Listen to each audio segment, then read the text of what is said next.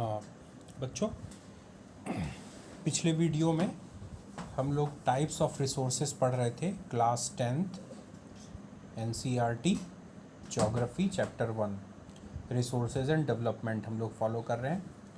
ठीक है बच्चों, हम लोग टाइप्स ऑफ रिसोर्सेज में अभी तक हम लोगों ने on the basis of origin, जिसमें बायोटिक है, biotic on the basis of exhaustibility में renewable and non renewable resources को पढ़ा। अब बच्चों हम लोग नेक्स्ट टॉपिक में आते हैं, on the basis of ownership.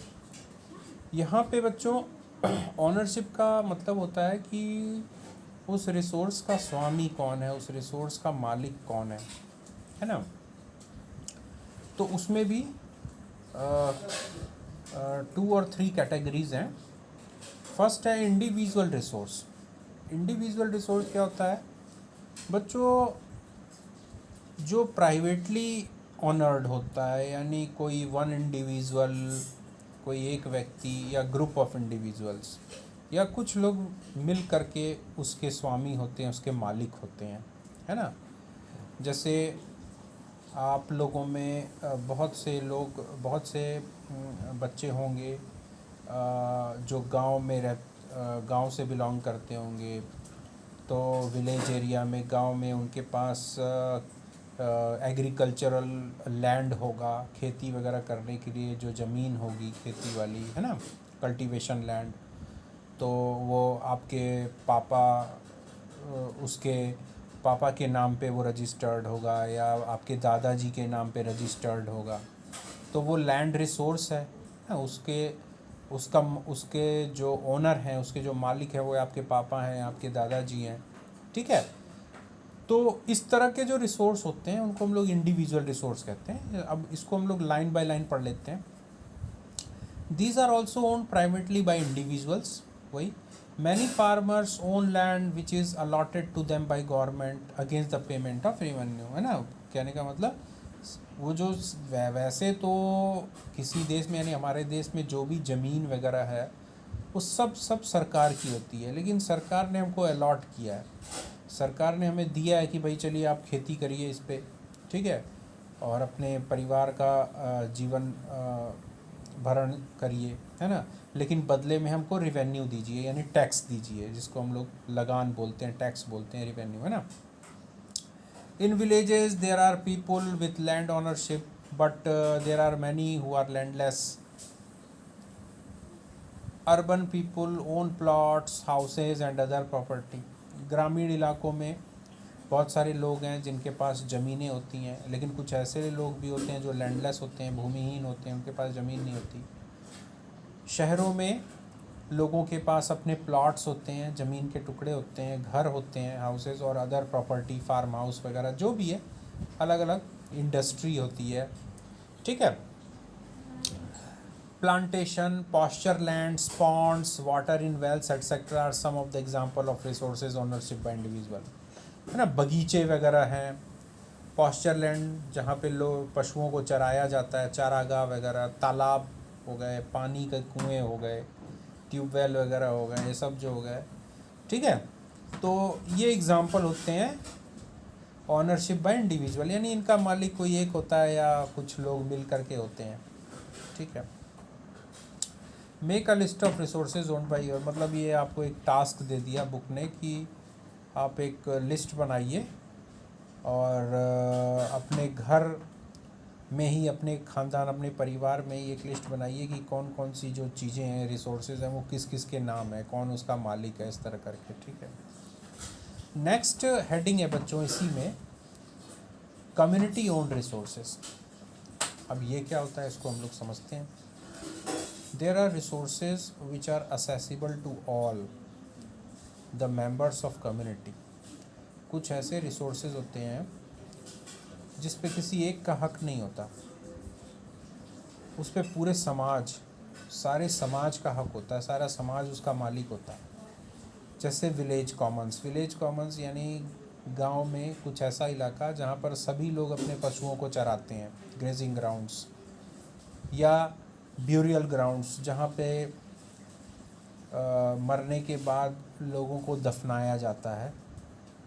तो जहाँ दफनाया जाता है वो ज़मीन किसी एक आदमी की नहीं होती बल्कि वो पूरे समाज की होती है, ठीक है। इसके अलावा विलेज पॉन्ड्स, ठीक है, गांव में तालाब वगैरह होता है। तो अगर मान लीजिए अगर आपकी पर्सनल व्यक्तिगत ज़मीन है उसमें आपने तालाब बनवा लिया तो वो तो आपका तालाब है, लेकिन अक्सर ग्रामीण क्षेत्रों में या गांव में तालाब होते हैं जो पूरे गांव समाज के होते हैं, किसी एक व्यक्ति का नहीं होता वो, ठीक है।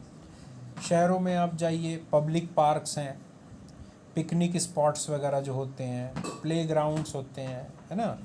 इन urban areas are de facto accessible to all the people living there, है ना।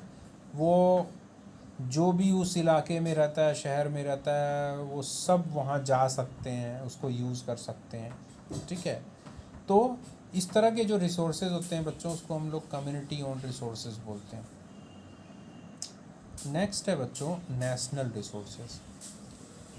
बच्चों नेशनल रिसोर्सेज यानी जो राष्ट्रीय संसाधन, तो everything whatever it be, है ना, under the main land of a nation और under the main land of our country, है ना, can be termed as national resource. यानी हमारी सीमा, हमारे राष्ट्र की सीमा के अंदर जो भी वस्तु है वो राष्ट्रीय संसाधन है, वो नेशनल रिसोर्स है। Technically all the resources belong to the nation. वही बात है ना कि जो भी रिसोर्स है वो सब नेशनल या नेशन से बिलोंग करता है। The country has legal powers to acquire even private property for public good. देश के पास ये कानूनी शक्ति होती है कि वो ज़रूरत पड़ने पर किसी भी रिसोर्स को अपने अंडर में ले सकता है, चाहे वो किसी प्राइवेट इंडिविजुअल की ही क्यों ना हो, वो आपके गांव में गांव की वो खेती की ज़मीन ही क्यों ना हो, वो आपका घर ही क्यों ना हो। अगर सरकार को ज़रूरत होगी तो सरकार उसको ले लेगी। हाँ, बदले में वो ज़रूर आपको कुछ कंपनसेशन देगी, उसका मुआवजा देगी बदले में, और पैसा दे देगी, आपको घर दे देगी। लेकिन अगर सरकार को आपके घर की ज़रूरत है तो सरकार उसको ले सकती है। You might have seen roads, canals, railways being constructed on fields owned by some individual. आपने देखा होगा कि सड़क बनती है। अब सड़क बनेगी वो हवा में तो नहीं ना बनेगी। रेलवे लाइन भी अगर बिछाई जाएगी तो वो हवा में नहीं ना बिछाई जाएगी, ठीक है। बहुत सारी चीज़ें, तो सड़क बनती है, रेलवे लाइन होती है, नहर जो होती है, कैनाल्स जिसमें पानी फ्लो करता है, वो भी ज़मीन पे ही बनती है। तो वो किसी न किसी के ज़मीन में ही बनती है। तो अक्सर तुमने सुना होगा कि सरकार ने जो है एक्वायर कर लिया, लैंड एक्वायर कर लिया, यानी ज़मीन, किसानों की ज़मीन ले ली, है ना, अधिग्रहण जिसको हिंदी में बोलते हैं, एक्वायर कर लिया, ठीक है। तो ये आपका बहुत अच्छा एग्जांपल है आपका डैम, है ना। ये मल्टीपर्पज़ रिवर वैली प्रोजेक्ट्स जो होते हैं, डैम वगैरह जो सरकार बांध वगैरह बनाती है, तो उसमें बहुत सारी ज़मीन किसानों की चली जाती है। तो वहाँ कोई किसान मना नहीं कर सकता कि नहीं नहीं नहीं हम तो नहीं हटेंगे, आप बांध बनाओ, नहीं, सरकार उसको हटा देगी। हाँ, बदले में गवर्नमेंट उसको कहीं और ज़मीन देगी, पैसा देगी, और भी उसको जो भी कंपनसेशन है वो देगी, लेकिन उसकी ज़मीन वो ज़रूर एक्वायर कर लेगी। Urban development authorities are empowered by the government to acquire land. All the minerals, water resources, forest, wildlife, land within the political boundaries and oceanic area up to 12 nautical miles means 22.2 kilometer from the coast termed as territorial water and resources therein belong to the nation. चाहे वो शहर में की कोई चीज़ हो, है ना, अगर सरकार को ज़रूरत है तो सरकार लैंड एक्वायर कर लेगी, वो ले लेगी। इसके अलावा जितने भी हमारे देश की सीमा के अंदर, ठीक है, मतलब चाहे ज़मीनी सीमा हो और अगर समुद्री सीमा, हमारी समुद्री सीमा जो है वो हमारी जो कोस्ट लाइन है, यानी हमारी जो तट रेखा है, यानी किनारा है, किनारे से लेकर के 12 नॉटिकल माइल्स यानी लगभग 22.2 किलोमीटर तक ओशियन के अंदर तक, है ना, समुद्र के अंदर तक हमारी सीमाएं हैं, हमारी पॉलिटिकल बाउंड्री है।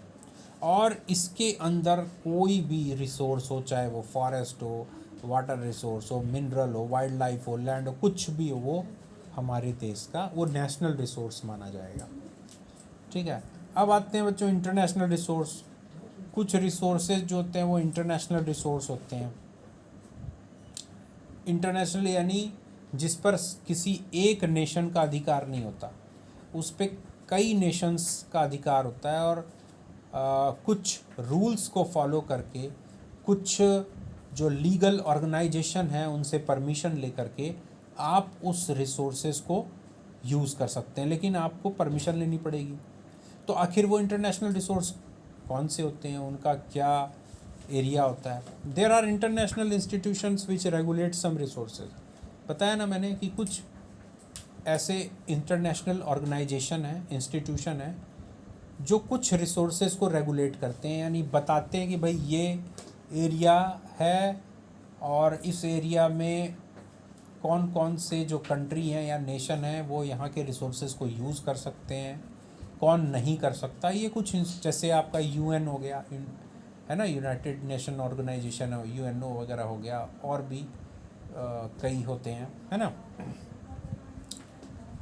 The oceanic resources beyond 200 nautical miles of the exclusive economic zone belong to open ocean, and no individual country can utilize these without the concurrence of international institutions, है ना।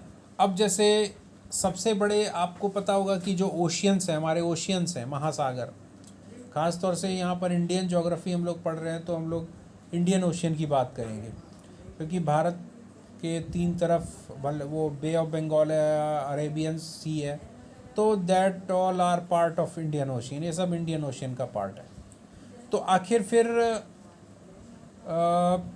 कौन से एरिया को हम, किस area को हम ये कहेंगे कि ये इंटरनेशनल रिसोर्स है? तो beyond 200 nautical miles of the exclusive economic zone belong to open ocean. ठीक है। आपका 12 नॉटिकल माइल तक तो आपका इंडिया ही है, भले ही वो समुद्र है। ठीक है। इसके बाद बच्चों वहाँ से लेकर 200 नॉटिकल माइल तक, यानी उस जो आपका 12 नॉटिकल माइल है, यानी आपकी जो कोस्ट लाइन है, उस कोस्ट लाइन से लेकर के 22.2 किलोमीटर समुद्र के अंदर, ठीक है, वहाँ से मतलब 22.2 किलोमीटर को अगर हम फर्स्ट पॉइंट मान लेते हैं, तो वहाँ से लेकर 200 नॉटिकल माइल तक वो एक्सक्लूसिव इकोनॉमिक जोन है।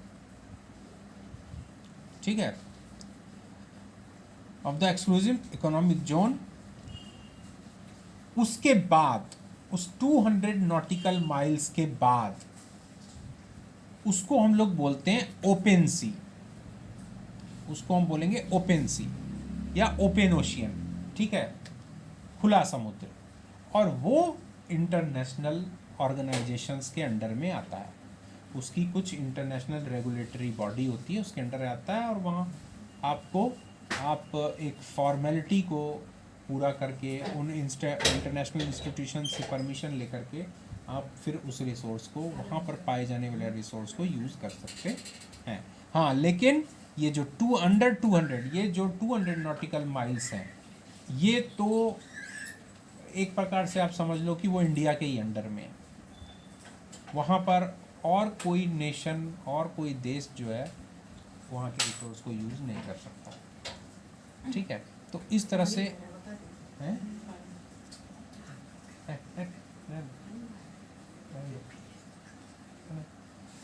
ठीक है। तो इस तरह से बच्चों ये इंटरनेशनल रिसोर्स आपका हो गया। अब आते हैं नेक्स्ट बच्चों, on the basis of the status of development. बच्चों यहाँ पर डेवलपमेंट, स्टेटस ऑफ डेवलपमेंट का मतलब है यहाँ पे डेवलपमेंट का मतलब ये नहीं है कि आपने कितना डेवलपमेंट किया, कितना विकास किया, है ना।